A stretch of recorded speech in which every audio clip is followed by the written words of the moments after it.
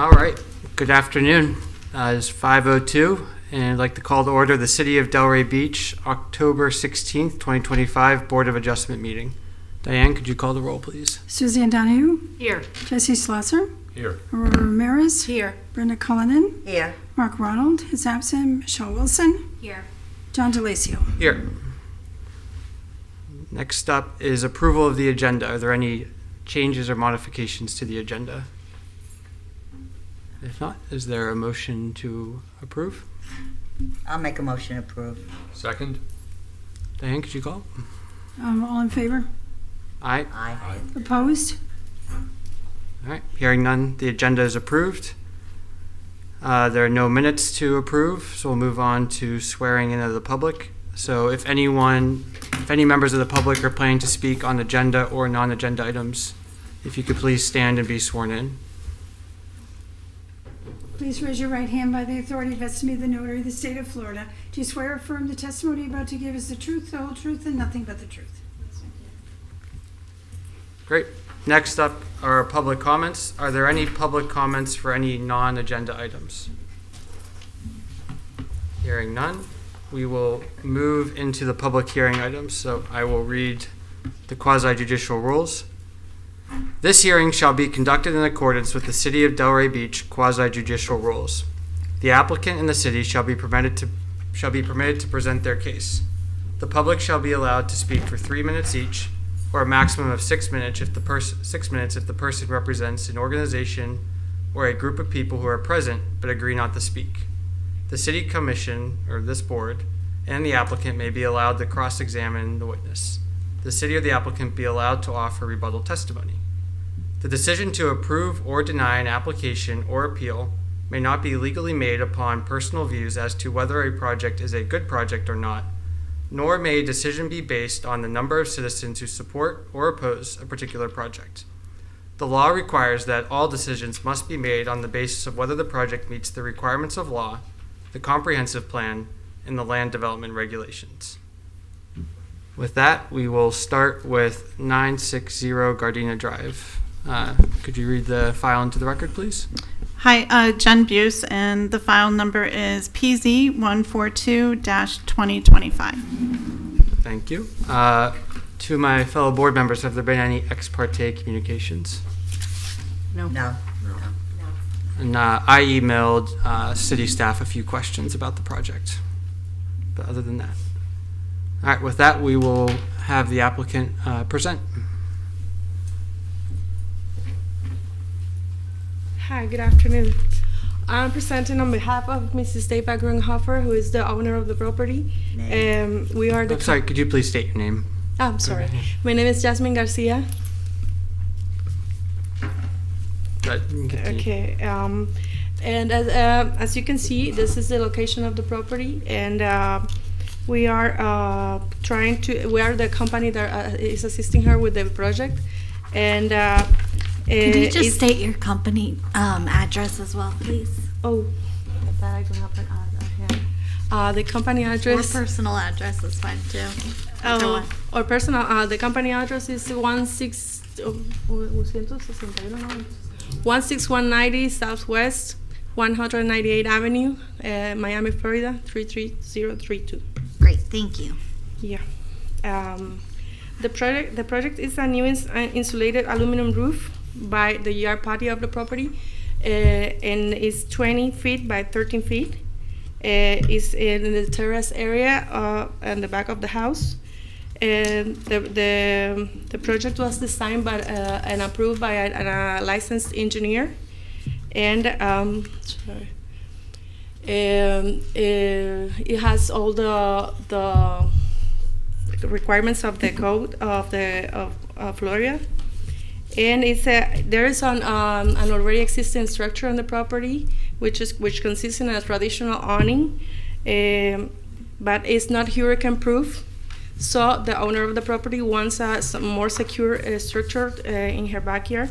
So we tried to do the permit application and all that, and we were rejected because of the setback distance of the property in the backyard patio. So you can the already existing structure covers the yellow part of the property right now, and the setback distance is the yellow line on the left, and it's 25 feet. That we were told that the structure encroaches the setback area, so we were trying to make an exception, but we were told that we had to do the variance procedure. So 25 feet is the requirement by the requirement of the code, and the amount of relief we're requesting is in 16.9 feet of that space, which is already occupied by the existing structure. There is no increase in the encroachment. It's that structure has always been there. So we just want to we just want to change it to a more secure structure.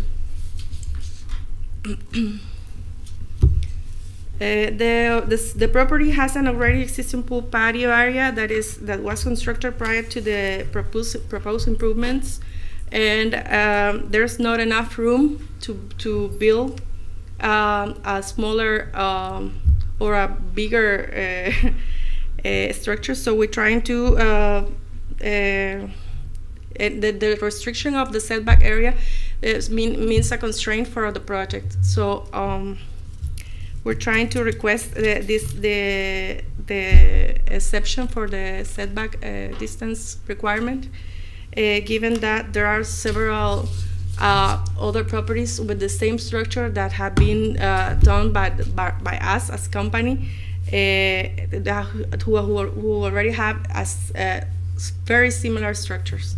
So we understand that the code faces a limitation, but we're trying to make an exception because we want to, but because we want a more secure structure for the property.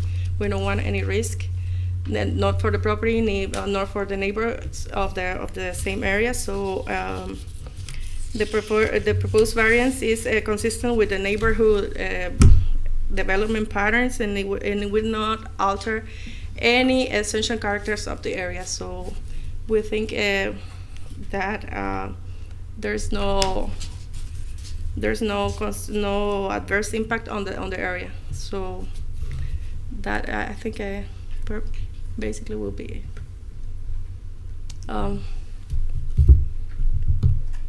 the variance is the minimum needed to rebuild the awning with a more secure structure and then in the outdoor space. It ensures the architectural continuity, the code compliance, and the materials and security, and improves the function of the already existing structure. That's why we respectfully request the BOA approval. So right now that will be it. Thank you. You're welcome.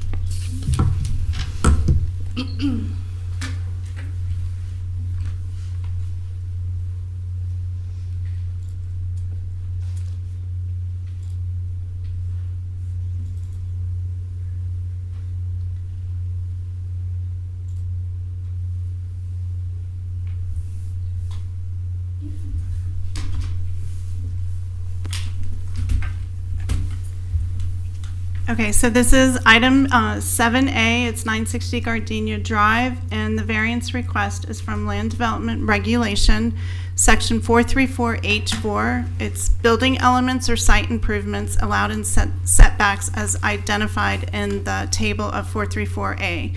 And this is to allow for the installation of a permanent awning in the rear setback. This is in the Tropic Isle neighborhood. It's single family.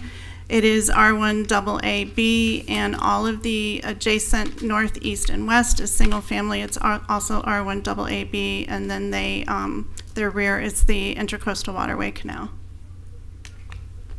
So the request is to install the 20 by 14 permanent awning structure to provide shade over an existing summer kitchen. It will be cantilevered 3 feet 4 inches on the northwest side of the property and extend north towards the Intracoastal Waterway Canal, and it's secured with 2 concrete footings. R1AA-B has a rear setback of 25 feet. This is just a portion of the table. Here you can see where the maximum encroachments into the setback are and the awnings and covered entries. If there were no columns, then they would be allowed to encroach into the setback on all four setbacks 3 feet. But because there are permanent columns, they are not permitted in the setback.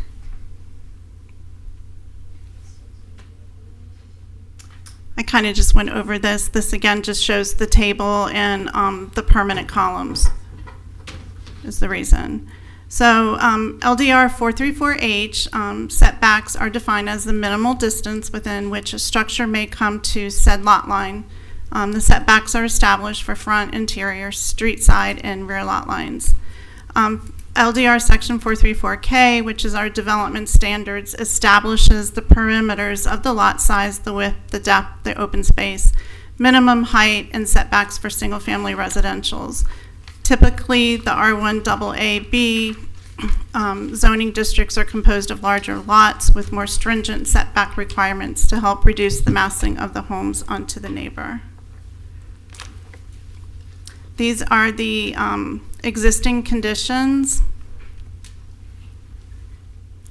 And I just wanted to point out, we have what we call common open area. And this, the definition of that is any exterior open area clear from the ground upwards, such as canals, lakes, golf courses, parks, sidewalks, streets, parking areas, and bicycle paths. While this is only reduced setbacks is only for screen enclosures and pools, I just wanted to point out that they do have 110 feet of open space in the rear. And that concludes my presentation. Thank you. I guess we'll move on to, or if there's any rebuttal from the applicant. Is there any public comment? I guess. Is there any public comment? Else? Yeah, I don't think Okay. there's anyone here. Can I speak just this minute? Say again? Am I allowed? You can speak during the rebuttal and cross-examination. You're the owner, correct? So Okay. And you were just moving into that anyway. Yeah, if you want to speak as a part of the rebuttal, yeah. hi, hello. You just state your name and Yeah. address. Yeah. Deva Gruntofer, 960 Gardenia Drive. Moved here from Chicago in 2014 and purchased this house. Love the house, love the area. Promote Delray Beach so much everywhere I go. All of my neighbors are completely fine with this. Honestly, Gardenia Drive and Fern Drive are like my family. We all love each other. And all I wanted was to get a generator, which I got. Yay. You'll see my permit. And so that came in March, and same time in March, I hired this company who did three of my neighbors, same kind of structure in their backyards. And so my goal was to be fully safe and feel safe in my house when hurricanes came, because I am from up north, I'm very scared of them. So my generator's there. I just want the structure to be safe because it has fallen in the past, and I don't feel comfortable with that. So I want a secure structure. I know it encroaches on the area. The options that the city has at the moment would be those an awning going out, which I have in the back, but it's not going to go far. If it goes far enough over my outside kitchen, it won't hold the strength also. So this structure, I'm really hoping I can get approval, just because honestly for me it's more about safety and secure, hurricane proof. And like I said, this company, three of my neighbors have used on my neighboring streets. And that's all I really have. If you have any questions for me though, I'm happy to answer. Thank you. Yeah, we may call you back up, but Okay. you're good for now. All right, so with that, we'll move to board discussion. So I guess we'll start from this end. Any I questions? don't have any questions. I don't seem to too much have a problem with it, no. Okay, yeah, I'll go down the line. So I guess, staff, I know I emailed you a couple questions. If you could just speak to the one that was denied was a similar structure. I guess we'll start with that. Like the report references that something was denied. Was that? Those are the. I'm sorry. Do you remember the question? I'm sorry. I need to look in the report because I'm not sure what was denied.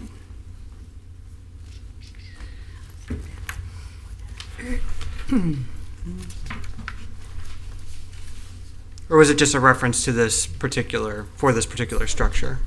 You had made a reference to the summer kitchen and whether or not it was an existing nonconformity. Yeah, that is one.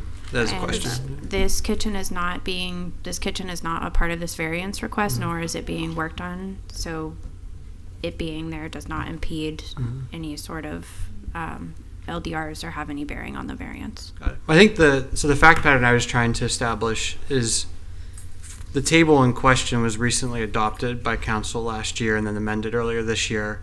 So prior to the change, would this structure have been permitted? No.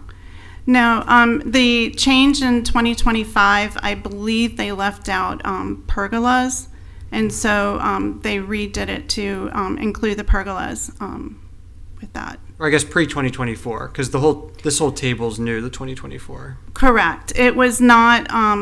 The reason why the table went in is it gives more of a definitive setback, and at the time, this is new. Right. So yes. Because I think the line of reasoning I was going down with the grill and the existing features, if this is a structure that would have been permitted pre-ordinance change, you have a grill structure that's put there that was allowed at the time is now maybe not permitted.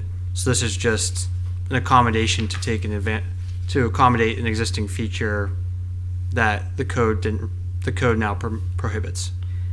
They just made it clearer. The columns still probably would not been allowed in the setback because you don't allow permanent structures in setbacks.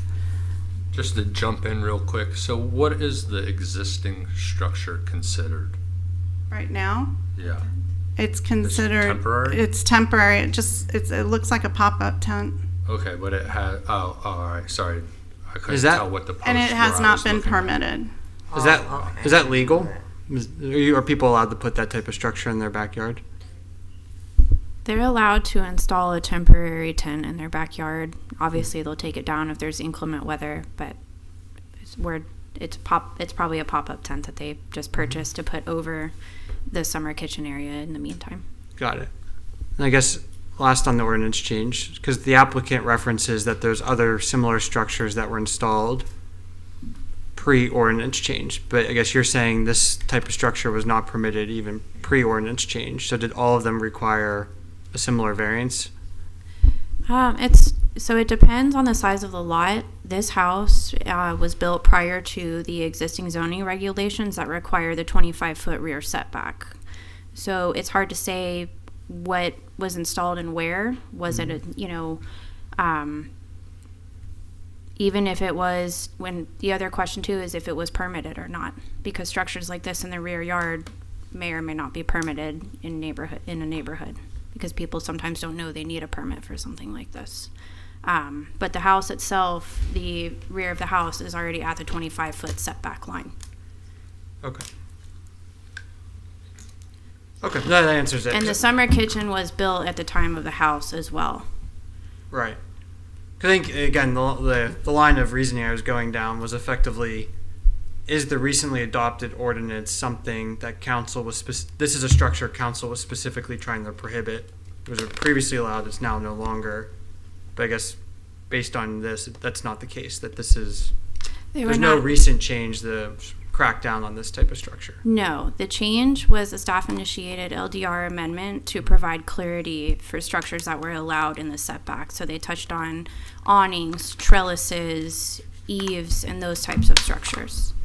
I think it was much more like to clear up the ordinance than it was actually to like change the requirements. I think some of the language, like the words, were being interpreted a little bit different than the expectation, I guess. And then also putting the chart on there was something to clear it up more than it was, because I think the way it was written was like encroachment was allowed into the setback, but it didn't have the specific amount that it was allowed into it. So we had changed that. I'm speaking from just like kind of from my memory, not looking at it, but that was my recollection of it, that it was more to clear up from staff's perspective that they were having some things coming in that they weren't able to necessarily define.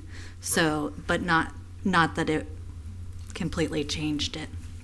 Okay.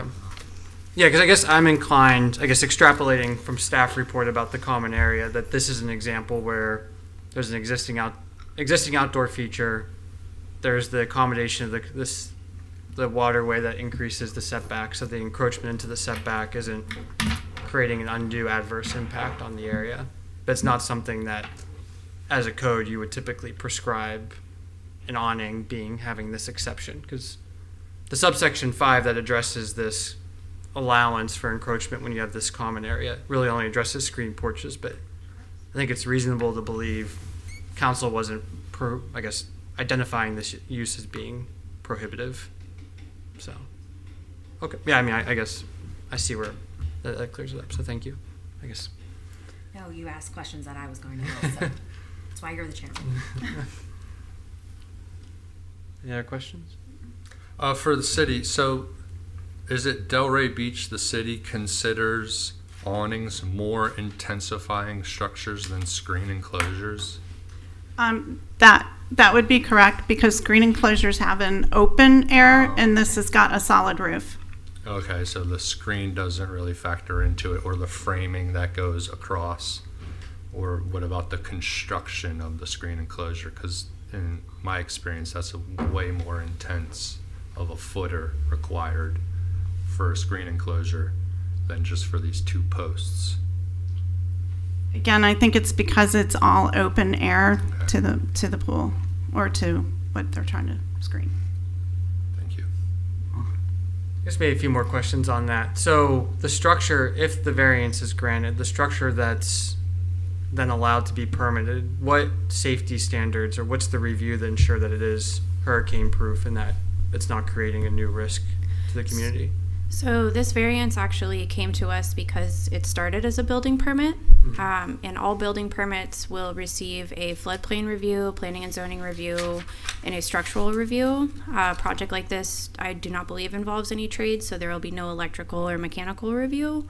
And as the applicant noted in her presentation, this structure is required to meet the wind loads as per the Florida Building Code that are prescribed the residential building code, as well as ASCE 2414 and 2405.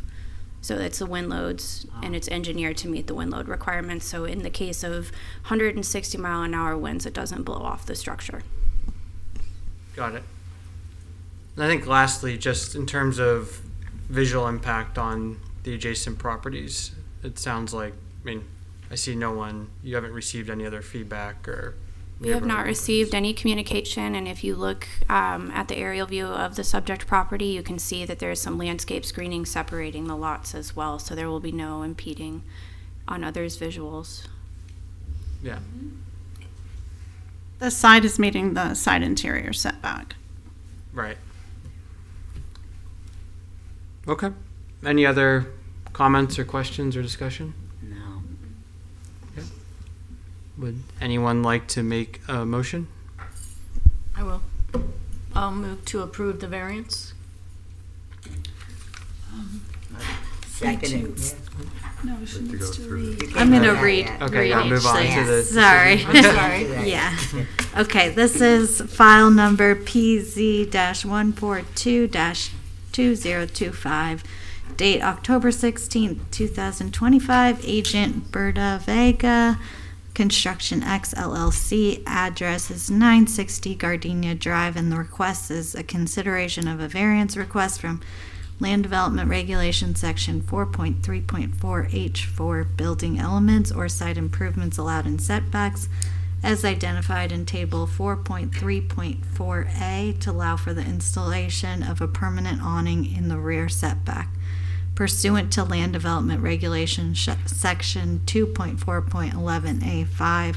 Following consideration of all the evidence and testimony, the Board of Adjustment for the City of Delray Beach finds as follows. 1. That special conditions and circumstances exist which are peculiar to the land, structure, or building involved and which are not generally applicable to other lands, structures, or buildings subject to the same zoning. Economic hardship shall not constitute a basis for the granting of a variance. Is Diane going to call the roll? or- Yes, could you call the roll, please? Suzanne Donahue? Do I say yes or? Yes would be, that meets the conditions for the, Yes. Jesse Slasser? Yes. Aurora Ramirez? Yes.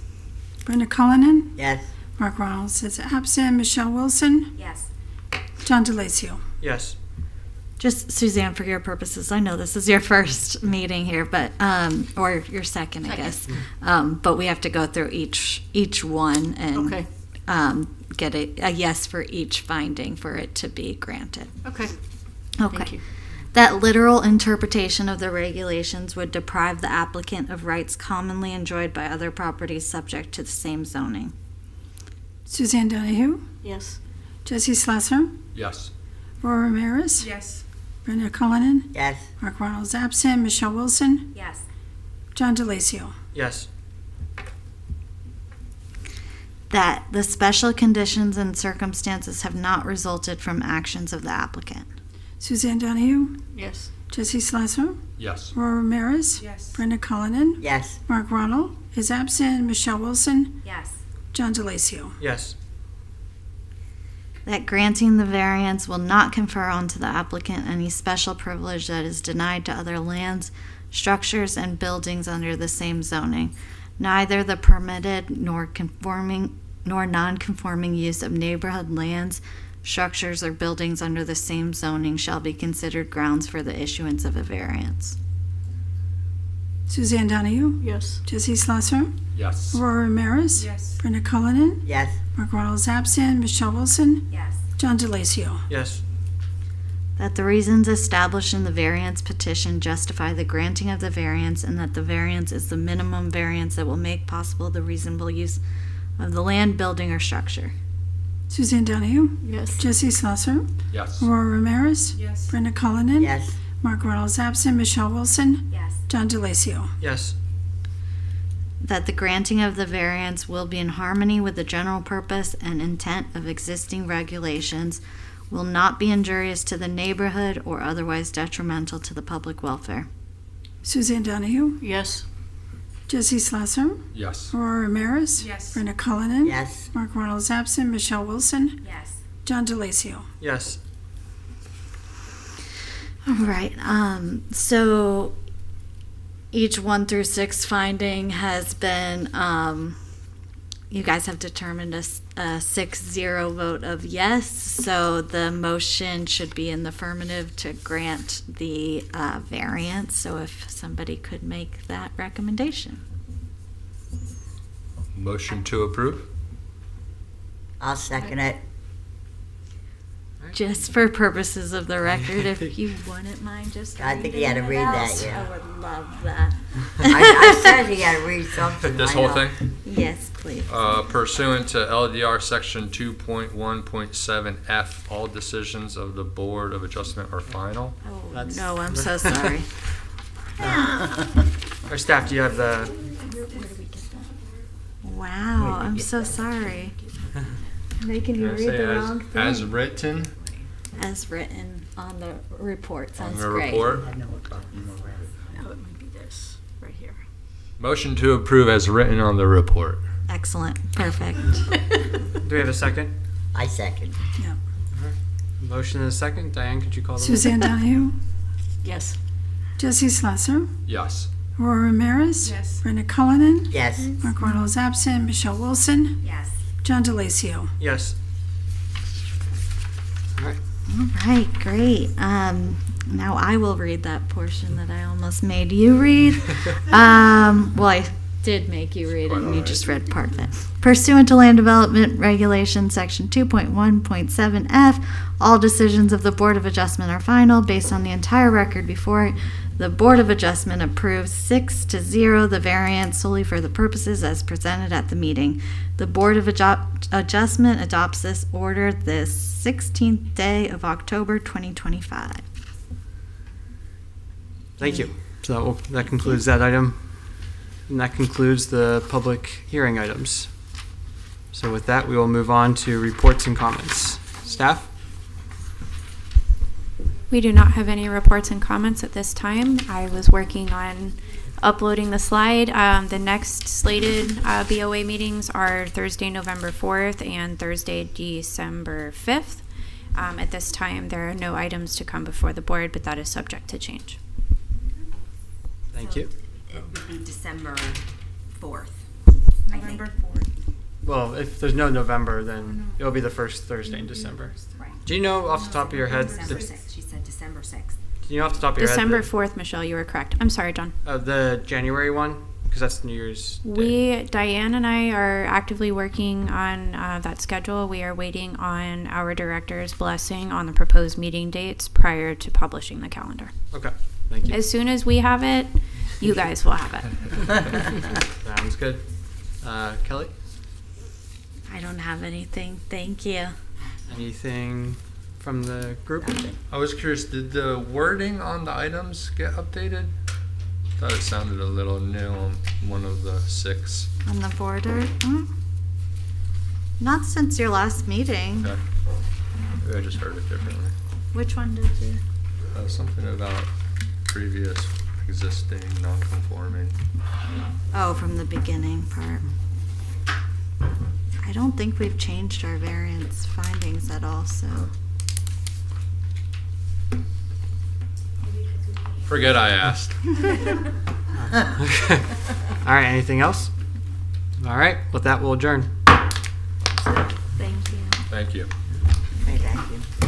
It's all right. It's all right. I prefer not to have to read it. I like voting that way. You want these? That's more than enough. I have a feeling you're going to say that.